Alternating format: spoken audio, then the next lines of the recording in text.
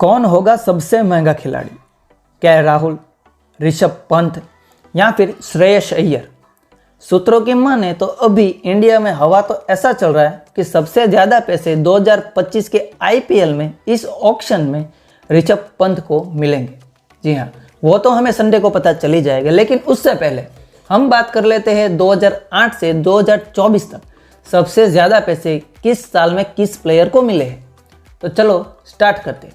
2008 में MS Dhoni 1.5 million dollar, 2009 Andrew Flintoff और Kevin Pietersen 1.55 million dollar, 2010 में शेन बॉन्ड और कायरन पोलार्ड 750 के डॉलर, 2011 में गौतम गंभीर 2.4 million, 2012 Ravindra Jadeja 2 million dollar, 2013 Glenn Maxwell 1 million dollar, 2014 Yuvraj Singh 14 crore रुपए, 2015 युवराज सिंह 16 करोड़ रुपए, 2016 Shane Watson 9.5 million dollar, 2017 Ben Stokes 14.5 crore, 2018 Ben Stokes 12.5 crore, 2019 Jaydev Unadkat 8.4 crore, 2020 Pat Cummins 15.5 crore, 2021 Chris Morris